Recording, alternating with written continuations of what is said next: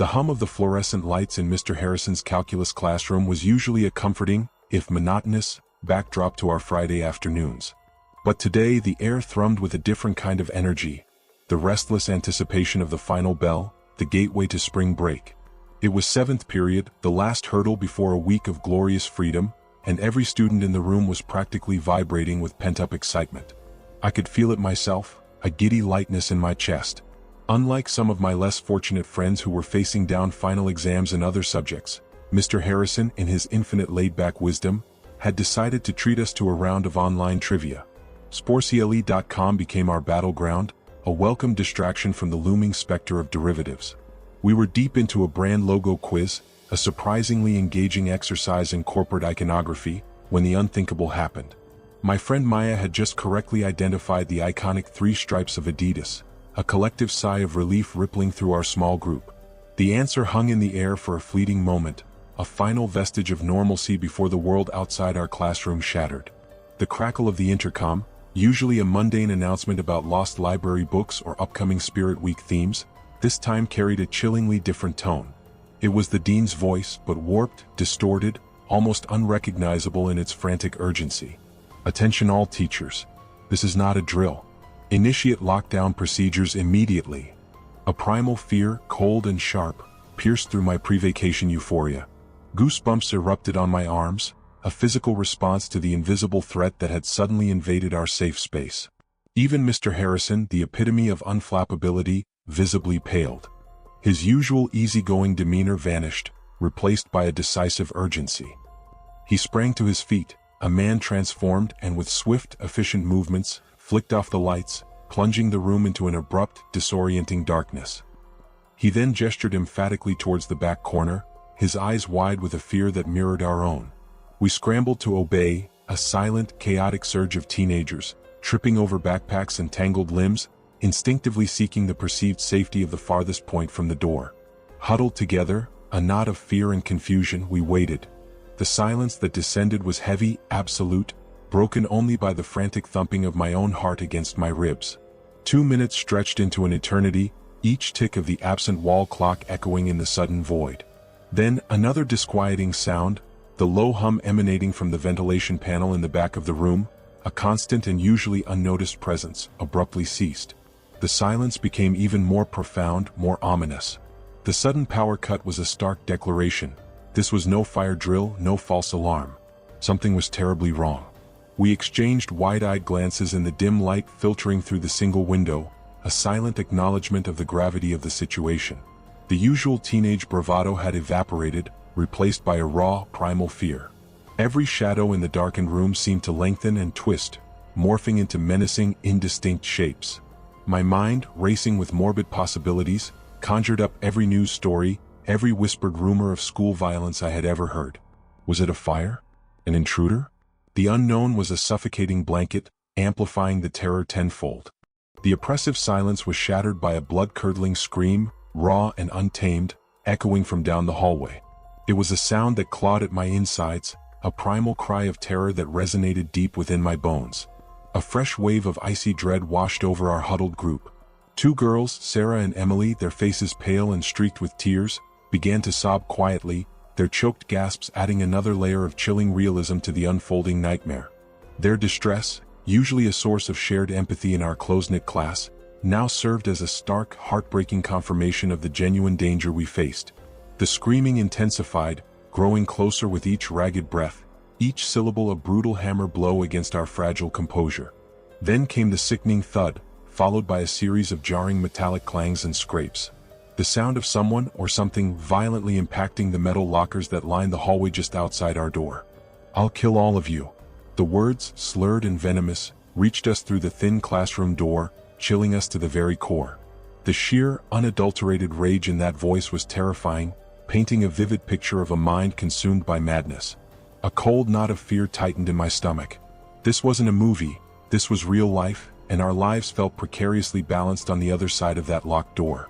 Mr. Harrison, his face now a mask of grim determination, pressed a finger to his lips, his eyes darting between our terrified faces, silently pleading for calm. We were frozen in place, a tableau of terror, each of us reflecting the raw, unadulterated fear in the wide eyes of our classmates. The rhythmic banging against the lockers continued, an insane, metallic heartbeat accompanying the deranged shouts. My mind raced, trying to piece together what was happening. Who was this person? What did they want? The irrationality of the situation, the sheer, unbridled fury emanating from beyond our sanctuary, made him all the more unpredictable, all the more terrifying. The metallic assault then abruptly ceased, only to be replaced by a new, even more direct threat. The sickening thud of something heavy striking our classroom door. The solid wood groaned in protest with each impact, a sound that sent shivers down my spine. The assault on our classroom door escalated, each violent thud reverberating through the floor and up into our huddled bodies. Sarah and Emily's quiet sobs intensified into audible wails, their fear a tangible presence in the suffocating darkness.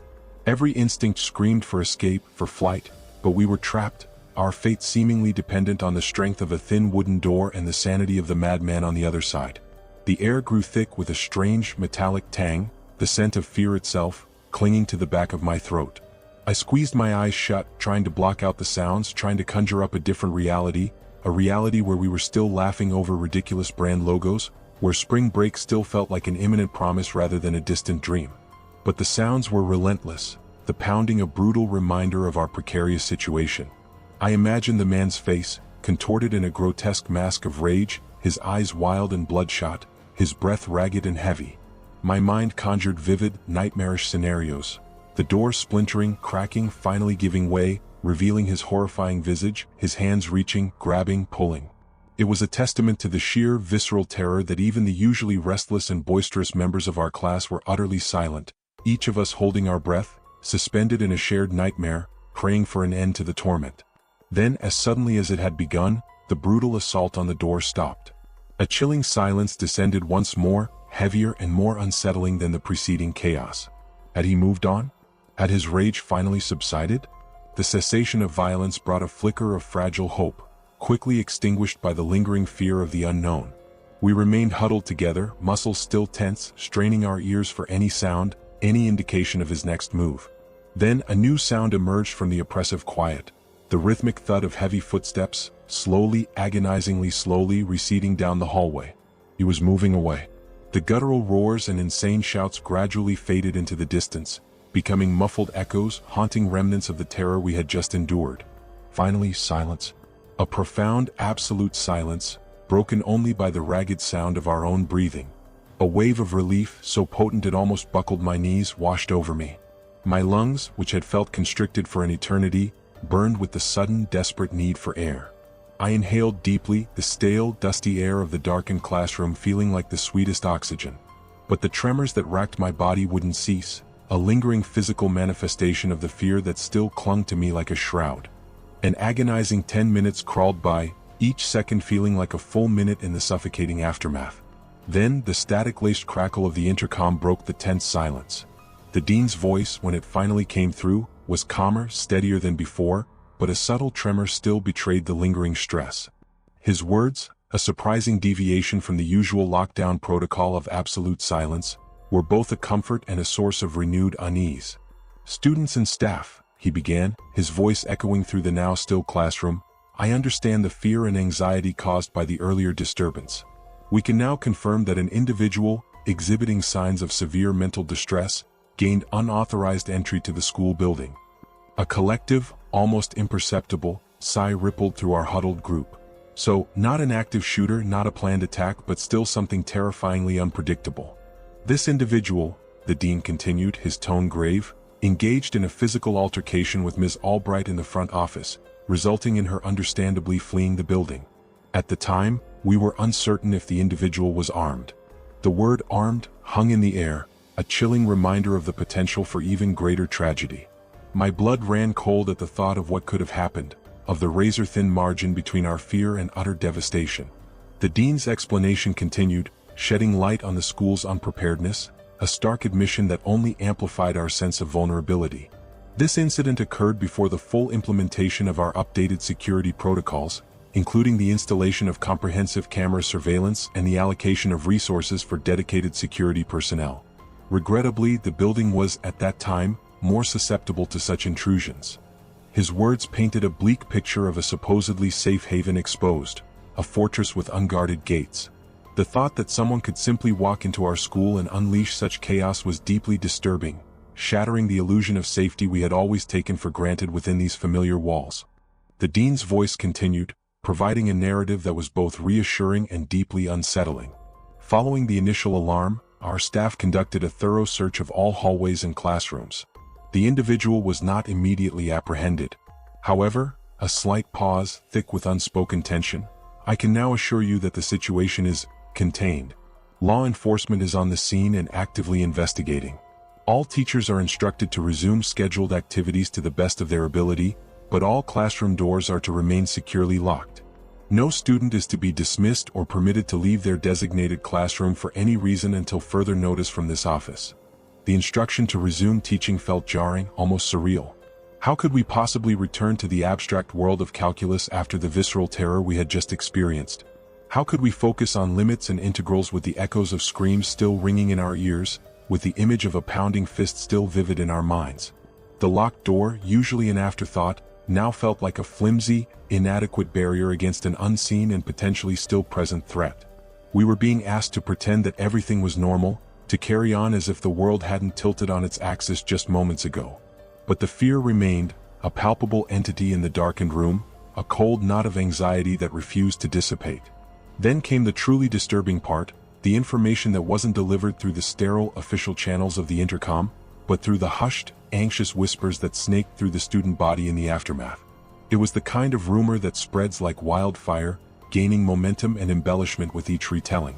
"My friend's older brother," someone whispered, their eyes wide with a mixture of fear and morbid fascination. "He's a junior, and he heard from one of the custodians." The details were fragmented, secondhand, but the core of the story sent a fresh wave of chills down my spine.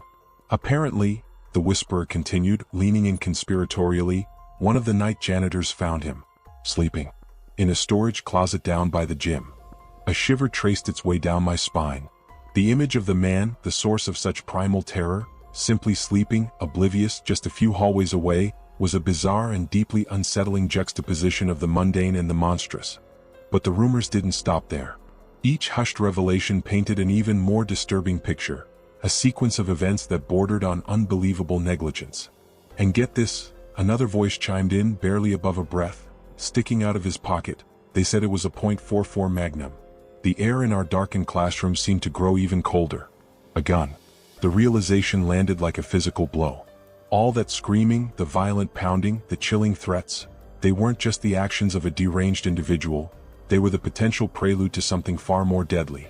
The thought of a loaded weapon being present during that terrifying ordeal, of the catastrophic possibilities that had loomed just beyond our awareness, was truly sickening. The fact that the school's security measures were so inadequate, that a potentially armed and dangerous person could wander the halls undetected, only amplified the feeling of utter vulnerability. We had been at the mercy of chance, of sheer dumb luck. The whispered narrative continued, focusing on the janitor's alleged actions, a series of blunders that supposedly led to the man's second, more alarming escape. "The rumor is," someone offered, their voice laced with a mixture of disbelief and anger, "that the janitor, he panicked when he saw the gun. He didn't immediately call security or anything. Apparently he tried to wake the guy up himself." A collective gasp rippled through our small group. The sheer stupidity of such an action was almost incomprehensible. What could the janitor have possibly been thinking? Confronting a potentially armed and clearly unstable individual alone? The various theories circulating amongst the students painted a picture of incompetence and sheer bad luck. Some people are saying he tried to be quiet, but he tripped over something in the closet and woke the guy up. One theory went. Others say he just froze and the guy opened his eyes. The most damning detail, however, was the alleged outcome of this ill-conceived encounter. "Whatever happened," the whisperer concluded, their voice grim, "by the time the police finally got there, the man was gone. He'd vanished. Gone." The word echoed in my mind, a chilling testament to the lingering uncertainty. Had he simply walked away? Was he still lurking somewhere within the school, a phantom menace? Or had he managed to slip back out into the surrounding neighborhood, potentially posing a threat to the wider community? The lack of definitive information from the school authorities only fueled the anxiety and speculation. We were left to fill in the blanks, our imaginations conjuring up all sorts of terrifying scenarios. To this day, as far as I know, my entire calculus class never received a clear and complete explanation of what happened that day. The school administration, perhaps wanting to avoid further panic or liability, remained largely silent on the specifics of the incident, leaving us with a patchwork of rumors and unanswered questions. The lack of closure was almost as unsettling as the event itself, leaving a lingering sense of unease, a feeling that the danger had never truly been resolved, merely swept under the rug. In the years that followed, whenever I heard about school lockdowns in the news, a cold knot of fear would tighten in my stomach, the memories of that terrifying afternoon flooding back with visceral intensity. I try to find solace in the thought that the man eventually received the mental health care he so desperately needed, that he's no longer a threat to himself or others. But the memory of his unhinged screams echoing down the hallway, the sickening thud of his fists against our classroom door, and the chilling image of that .44 Magnum, a silent promise of potential violence, will forever be etched in the deepest recesses of my mind, a stark reminder of the fragility of the safety we so often take for granted and the unpredictable nature of the world outside our carefully constructed routines. Years later, the memory of that lockdown in Mr. Harrison's calculus class remains vivid, a stark reminder of a day when the predictable rhythm of school life was violently disrupted. But that wasn't the only time fear cast a long shadow within those familiar hallways. A few years prior, during my middle school days, I experienced another lockdown, one that was unsettling in a completely different way, a slow burn of anxiety fueled by the unknown. It was a dreary October afternoon, the sky a heavy blanket of gray, punctuated by the insistent drumming of rain against the windows. It was the first lunch period, a cacophony of youthful energy in the crowded cafeteria, a chaotic mix of clattering trays and boisterous conversations. Suddenly, 4 loud, distinct booms echoed across the room. My initial thought, conditioned by the gloomy weather, was thunder. But the reaction around me was immediate and panicked. A wave of screams erupted from the tightly packed tables, a visceral response that sent a jolt of adrenaline through me. Seriously? I thought, rolling my eyes at what seemed like an overreaction. But then, campus security officers, their faces grim and urgent, burst through the double doors of the cafeteria. Lockdown. Everybody into the multi-purpose room. Now. Their voices, usually calm and authoritative, were laced with an urgency that brooked no argument. Chaos ensued. Students scrambled from their tables, abandoning half-eaten lunches, their trays clattering to the floor. The line for hot food dissolved into a panicked mass, everyone pushing and shoving towards the designated safe space. My friends and I were swept along with the tide, a sea of bewildered and frightened faces converging on the large, echoing multi-purpose room. Confusion and fear mingled in the air, thick and suffocating. What was happening? What was the threat? Our multi-purpose room was a vast, open space, its back wall a towering expanse of glass that usually offered a view of the school's athletic fields. But as we were herded inside, grim-faced adults were already wrestling with the heavy, soundproof curtains, drawing them shut, sealing us off from the outside world. Teachers and staff members positioned themselves at every exit, their presence a silent but stark reminder that we were not free to leave, that something dangerous was unfolding beyond those closed doors. My friend Eric, ever the inquisitive one, managed to corner one of the adults, his voice hushed with concern. "Mr. Davies, what's going on?" The teacher, his usual jovial demeanor replaced by a tight-lipped seriousness, hesitated for a moment before finally answering in a low voice. When Eric returned to our group, his face was pale. "You know those houses right across from the front of the school?" he asked, his voice barely a whisper. We nodded, a sense of unease settling over us. "Apparently," Eric continued, his eyes wide with a mixture of fear and disbelief, "there's this mentally unstable guy. He's barricaded himself in front of his house, and he's threatening to hurt himself and anyone who tries to evict him." The news hung in the air, a chilling explanation for the sudden lockdown. But then Eric added another, even more disturbing detail. "And get this, they said he was seen walking around outside the school earlier. Just watching the kids. Acting weird." A cold dread washed over me. The image of a disturbed individual lurking near our school, his intentions unknown, was deeply unsettling. The forced confinement, the feeling of being trapped and vulnerable, amplified the anxiety. We were stuck in the multi-purpose room for what felt like an eternity, the minutes stretching into an agonizing hour, encompassing 2 entire class periods. Finally, the all-clear was given, and we were escorted back to our classrooms, the relief palpable but tinged with a lingering unease. Later, I learned something even more disturbing. The man lived next door to my friend Brandy.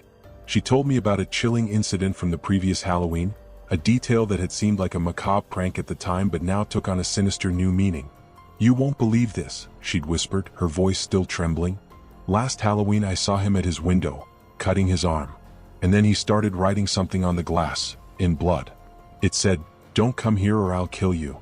The horrific message, initially dismissed as a gruesome Halloween decoration, now sent a shiver of icy fear down my spine. This wasn't just a disturbed neighbor. This was someone capable of extreme violence, his madness literally written on the walls of his home. We were all profoundly grateful that he had never breached the school grounds, but the knowledge of his proximity, the chilling image of his bloody warning, left an indelible mark, a disturbing reminder of the potential darkness that could lurk just beyond the familiar boundaries of our lives.